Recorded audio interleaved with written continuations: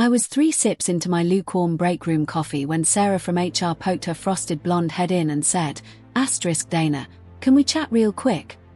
That phrase real quick is corporate code for we're about to gut you like a trout and smile while we do it star. So I followed her down the hall, past the same interns I trained last summer, past the server room I personally debugged during the great crash of 21, into that sterile little meeting cave where dreams go to flatline. 2 suits were already waiting. Sarah perched like a crow on the corner of the table. Tom from finance wouldn't meet my eye. And I knew something wasn't just off. It was about to be surgically removed. Dana, Sarah said, tone dripping with faux sympathy. The company's been doing some soul searching, and due to restructuring and cost optimization, your role is being sunset. Sunset? Like I'm a damn cruise. I nodded once. Okay. Sarah blinked. She wasn't expecting calm. Most people panic, cry, plead for options. Not me. I've been in this building for 15 years. I've seen 6 CEOs, 4 rebrands, and 2 stock crashes. I've survived vending machine mold, Floor 2's mystery leak, and Gary from procurement. I've written the damn vendor matrix they still use to onboard contractors. I've watched half my code be bastardized by so-called agile consultants wearing Allbirds and ego. But then came the real gut punch. Tom cleared his throat. There's one alternative, if you're interested. We're creating a hybrid support role on facility staff. It would be part-time, but it keeps you on the team. Primarily janitorial duties, restocking, maybe light custodial work. My brain flatlined. For a second, I thought he'd said it wrong. Offering me a mop. I asked, voice low. Well, Sarah laughed. Too brightly. Not just a mop. It's a transitional opportunity. We think of it as cross-functional synergy. I could hear something snap inside me. Not loud, not dramatic, just final, like a zipper sealing a body bag. I smiled, and that smile scared them more than any yelling ever could. Appreciate the offer, I said, rising. But I think I'll go explore other kinds of synergy. And I walked out. No screaming, no tears, just a silent detonation deep under the skin. 15 years of loyalty filed under other expenses and swept into ours digital trash bin. They were already sending the email to deactivate my system access before the elevator hit the lobby. I got home, kicked off my flats, and poured the last of the boxed wine. My inbox pinged. Probably spam, I figured, but it wasn't. Subject line, still interested in consulting. I stared at it. Was from Blake, some old contact I'd met years ago at a vendor summit in Denver. He'd mentioned a side firm doing strategic acquisitions, asked if I ever wanted to pick up contract work. I'd ignored it at the time, but tonight I clicked it open. Before I tell you what happened next, do me a small favor. I'm trying to hit my first 10,000 subscribers, and I promise every story after this only gets wilder. Hit that button if you haven't already. Help a girl out. It's free and full of corporate karma. Now, where were we? Yes. I typed back one line. Let's talk. Blake's email was simple. Just 2 sentences and a digital business card from a firm I'd never heard of called Marlowe Strategic Holdings. Hope you're well, Dana. Let me know if you're open to part-time advisory work. We're doing diligence on a few tech ops plays and could use someone who actually knows what the hell they're looking at. It was 4 months ago. I never responded. Too busy duct taping legacy software for the ungrateful parasites at Devlin Group Incorporated, my former employer and current garbage fire in disguise.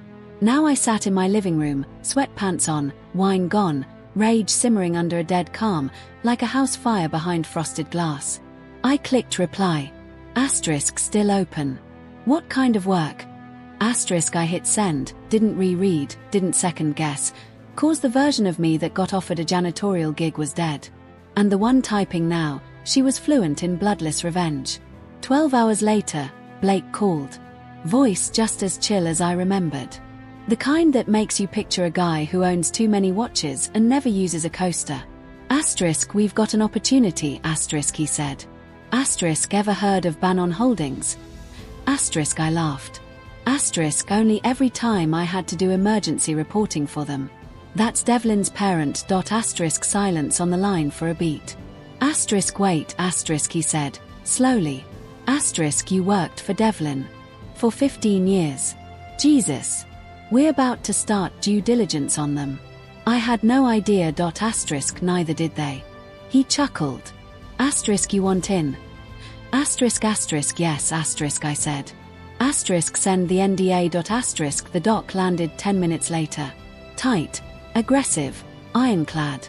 I skimmed, signed, and sent it back so fast I barely noticed the grin that had started crawling across my face. They wanted vendor risk. I asterisk was asterisk the vendor system. Wanted legal flags. I wrote half the contracts still gathering dust in their SharePoint graveyard. They wanted someone who knew how to dig through a company's soul with a scalpel and find the tumor. I had built the damn tumor. We met over Zoom the next day. Their due diligence folder was thin, too thin. Some PDFs, sloppy org charts, list of major clients and known system dependencies that read like it was made by someone trying to bluff their way through a third-round interview. I asked one question. Asterisk, who's your lead on systems architecture? Asterisk, Blake raised an eyebrow. Asterisk, technically, you, if you say yes. Asterisk, I said yes. And just like that, I wasn't unemployed. I was embedded. No badge, no desk, no swag mug or Pizza Friday. But I had something better. Access. Purpose.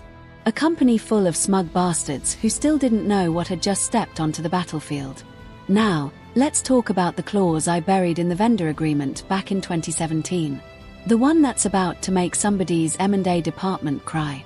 Blake's team dumped the files into a shared drive labeled asterisk Devlin _due diligence phase 1 star. It was a digital landfill of half-baked reports, expired audit trails, spreadsheets written by people who clearly thought conditional formatting was sorcery. I opened one folder labeled asterisk IT infrastructure overview asterisk and actually laughed out loud. It included a system diagram that hadn't been updated since before the cloud architecture was still referencing servers we decommissioned in 2019, and listed under security protocol owners, my name, Dana M. Tilden. Still there, still spelled wrong. Still binding. Deeper I dug, the worse it got. The firm had no idea what kind of spaghetti mess they were walking into. No current software audit. No clear understanding of the third-party plugins duct-taped into mission-critical systems. They didn't even realize the customer support dashboard was running off a deprecated API that had been flagged in a vendor alert 18 months ago. Devlin never paid for the patch, just rerouted traffic and hoped nobody noticed. Those contracts.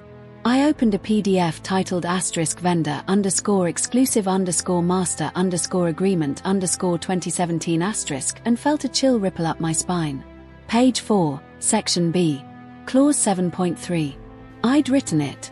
Hell, I fought for it during a screaming match in legal's glass box office when some hotshot exec wanted to cut corners and skip exclusivity language. Asterisk in the event of acquisition or asset transfer, all associated vendor rights become immediately non-transferable unless renegotiated under original pricing conditions and mutual consent. Asterisk translation. If Devlin tried to sell itself, every one of their exclusive contracts would go up in legal flames unless they got explicit written approval at the original rates, which were laughably low by today's standards. I highlighted the clause, dropped a comment, asterisk potential acquisition blocker, urgent flag asterisk, and opened a fresh lucid chart doc and started drawing. I mapped out every system I ever touched, every integration, every undocumented failover, every stupid shortcut we were forced to take when some exec wanted agile optimization without a budget. The blueprint of Devlin's digital intestines came pouring out of me like bile. By the time I was done, I'd built a war map so detailed I could practically see where the rot would spread first. Payment processing. Vulnerable. Inventory sync. Threadbare. Customer data compliance. You don't want to know.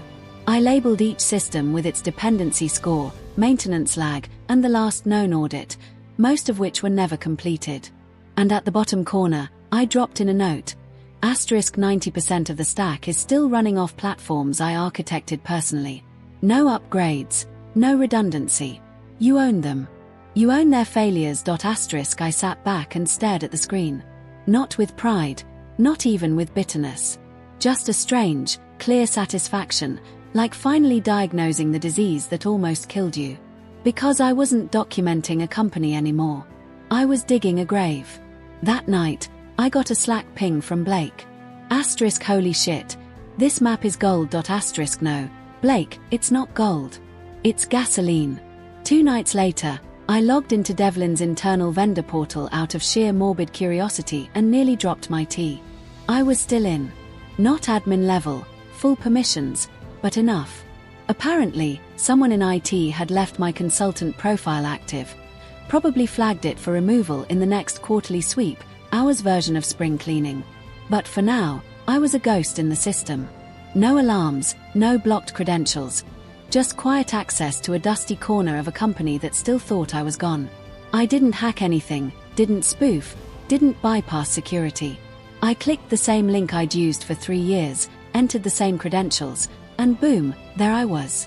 Dana M. Tilden, Strategic Operations Liaison, with a consultant tag still dangling off my digital name badge like a toe tag on a corpse.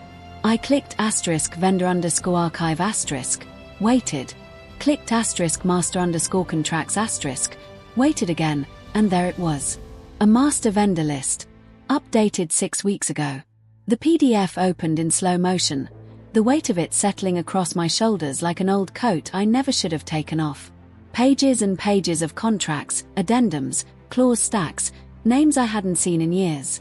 Third-party logistics, customer behavior analytics, a sleep-deprived startup we onboarded in 2020 that was probably still running on cold brew and hope. And on page 19, there it was. Clause 14b. Buried like a landmine under 7 layers of boilerplate. Asterisk in the event of corporate ownership transfer, client exclusivity and service provision shall be considered null and void unless renegotiated with original signatory terms under a certified continuity agreement. Asterisk I remembered writing that clause with my blood. I remembered legal telling me it was too aggressive. I remembered winning. And now that clause was still binding.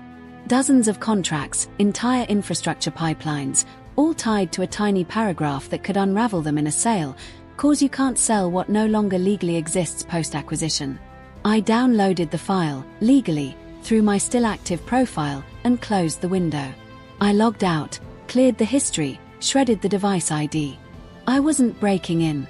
I was taking inventory of what I already built. Back on the Zoom with Blake's team, I dropped the file into our secure channel and typed one sentence. Asterisk they can't sell what they can't transfer. Asterisk no one responded for a full minute. Blake added a red flag tag and forwarded it to legal. I sat in the dark, letting it settle. They thought they deleted me. Turns out, they just archived me and forgot I still had the keys. Not bad for a janitor, huh? The cafe smelled like scorched espresso and startups.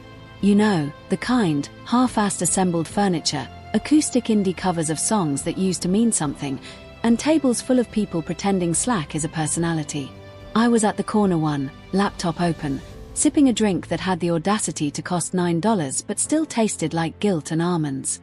Blake was across from me, tapping away on his Mac like he was defusing a bomb. 2 junior analysts beside us whispered over financial models like kids cramming for finals.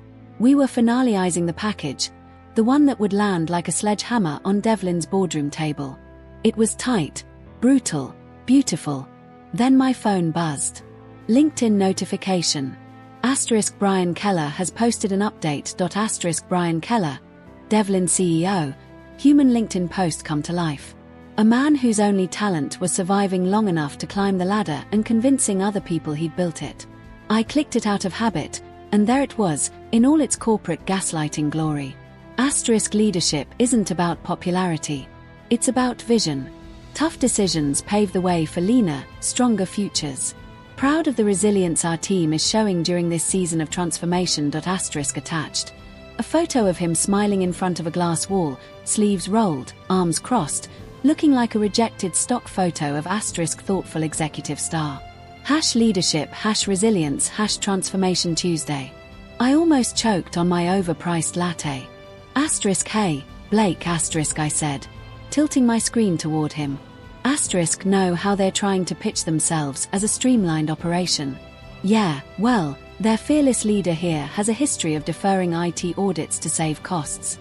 At least 2 years' worth. He also delayed every major license renewal last year and rolled it into emergency spend. Blake blinked. You're sure? I was the one yelling about it. He was the one ignoring the reports. He motioned to one of the analysts. Flag that. System risk. Add a supplemental note about audit lapses. They both started typing like they were on fire. I kept scrolling. Brian's post had racked up 400 likes, mostly from industry bootlickers and former interns hoping to climb a ladder he'd probably rip out from under them. Someone had commented, inspiring. Another said, true leadership. And me, I laughed. Quiet, sharp, surgical. Because I knew what was coming. Brian thought he was riding the storm. Didn't realize the storm was already inside the building, wearing his old consultant badge and smiling like the devil sipping decaf. It wasn't just schadenfreude anymore. It was precision. Every sentence he published became another breadcrumb, another data point we could fold into our acquisition risk report. His vanity was our crowbar. His vision was a liability. The knife wasn't just being sharpened. It was already pressed to the bone. And the best part? He handed it to me himself. It started with a text from Ellie in compliance. Are you okay? No context, no follow-up, just that. Like I'd been in a car crash, not a cost-cutting spreadsheet massacre. Then came another from Marsha in vendor ops. They're freaking out. Keller just pulled us into an all-hands and said something vague about fortifying legal exposure. Half the team thinks we're getting acquired. Other half thinks layoffs, round 2. No one sleeping. Then Scott, the one I used to share vending machine rants with, sent a message that actually made me laugh out loud in the middle of a meeting. Whatever's happening, it smells like your kind of chaos. If you're involved, blink twice. I didn't blink, didn't reply, didn't give them what they were really asking. Is this you doing this? Because I wasn't doing anything to them. They were just standing too close to the match when the fuse finally caught. That same afternoon, an email hit my inbox. Subject: reconnecting star. From Sarah, HR. Like a bad sequel nobody asked for. Hi Dana, hope you're well. I wanted to touch base and see if you'd consider returning in a short-term advisory role. We're re-evaluating a few systems, and your historical knowledge could be invaluable to the leadership team as we explore some organizational pivots. Organizational pivots. God, they couldn't help themselves. No apology, no ownership, just a cloying attempt to staple a parachute to the back of a plane already nose-diving into a canyon. I read it 3 times, then archived it. No response, no click.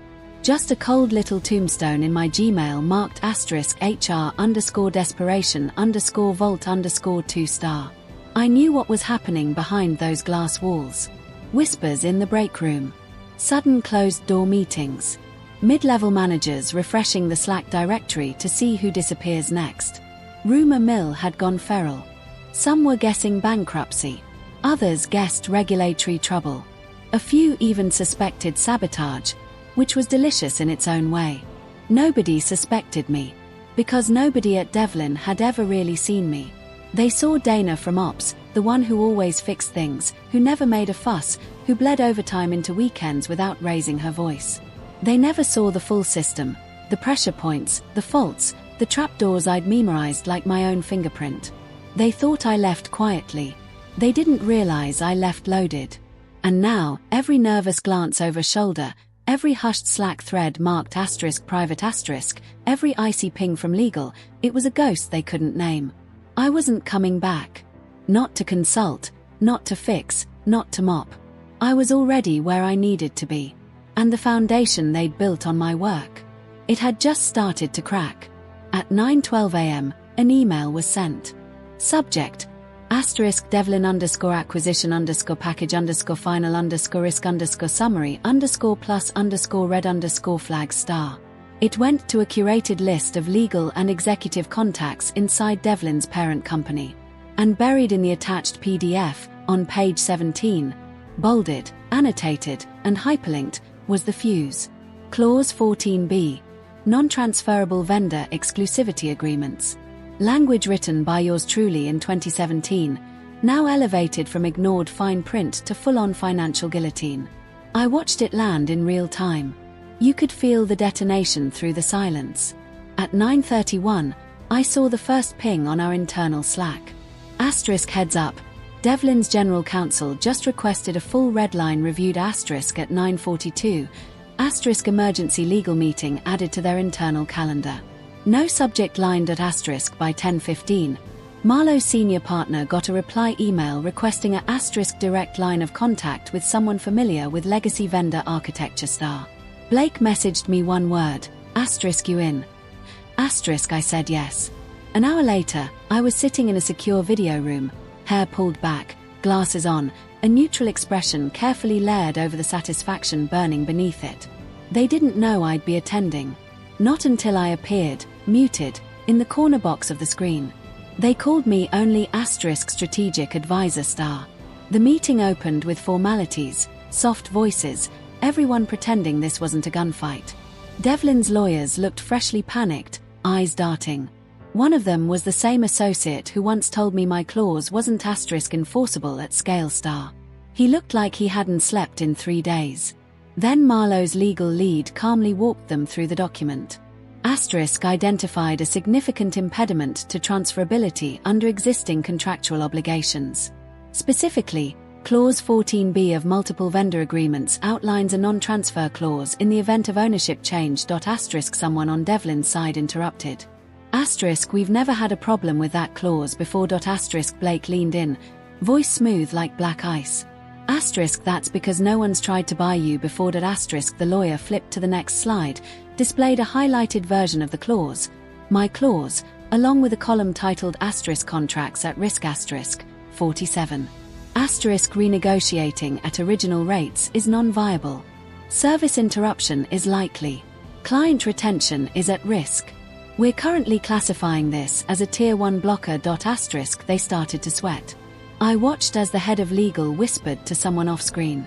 Another exec began typing furiously. A woman in the background pulled up something on a second monitor, eyes widening as she scrolled. They were trying to find a way around it, trying to unwind it, trying to fix what had already detonated. And then came the moment I'd waited for. Brian Keller's face appeared. His camera clicked on. He stared at the screen, stared at the clause, then saw me. The pause was exquisite. Recognition bloomed behind his eyes like a bruise. His jaw tightened. His voice, when it came, was controlled, but you could hear the panic in the pauses. Dana. I didn't speak, didn't smile, didn't blink, just met his eyes through the screen. He looked down, read the clause again, saw my initials at the bottom of the contract reference. DMT. He knew exactly what I'd done and when I'd done it. And that's when he realized this wasn't due diligence. This was dissection. The boardroom was carved from glass and arrogance. A skyline view of the city they used to rule. Sunlight hit the polished table like it was trying to spotlight the guilty. I walked in with Marlowe's team. Clean lines, black folders, zero small talk. Nobody introduced me. Nobody needed to. The air changed the second I stepped through the door. Brian Keller was already seated, suit tighter than I remembered, forehead shining just enough to betray the pressure. When his eyes landed on me, he froze. Blinked. His brain needed a second to cross-reference the image with a file he thought was long deleted. Dana, he croaked. One of our partners spoke before I had to. This is Dana Tilden, our strategic advisor. She'll be providing system and contract level insight for the review. Brian nodded slowly. The kind of nod that happens when your life flashes before your eyes, and the only thing looking back is every shortcut you ever took. He didn't speak to me again. Not directly. But he tried. 2 hours in, after Marlowe's counsel dissected clause after clause, each one like a shovel of dirt over Devlin's valuation, Brian asked for a sidebar. I'd like to speak with Dana privately, he said, voice low, palms pressed together like a preacher asking for rain. Blake looked at me. I shook my head once. No. Not angry, not smug, just done. The meeting resumed. They fought to salvage leverage, tried to insist on value, tried to downplay the exclusivity clauses, the license gaps, the audit lapses. But every time they reached for ground, we pulled the rug a little further, and I didn't have to say a word because they were choking on my silence. By the 4th hour, Devlin's lawyers looked ready to walk into traffic. Brian wasn't speaking anymore. He was staring down at the table, like maybe if he looked hard enough, a better past would appear. The acquisition didn't fall through. It didn't go the way they dreamed. Renegotiated terms, massive valuation cuts, no retention bonuses, no title guarantees, just a leaner, tighter asset purchase stripped of the bluster. And me, I stood at the window when it was done, looked out at the same skyline I used to see from the floor they kicked me off of. Back then, they offered me $500 and a mop. Said I could still be part of the team. Now, they couldn't afford me, didn't even know how to speak to me. I didn't give a speech, didn't wink, didn't monologue. I just gathered my things, nodded to the room, and walked out. But in my head, I wrote one final line on the chalkboard of this whole miserable, glorious mess. 3 days ago, I was worth $500 and a mop. Today, I'm here to clean house, just not the way they hoped. Big thanks, you legends of the old office days. Subscribe to keep the switch-flicking chaos alive. Your ex-boss is shaking in their loafers.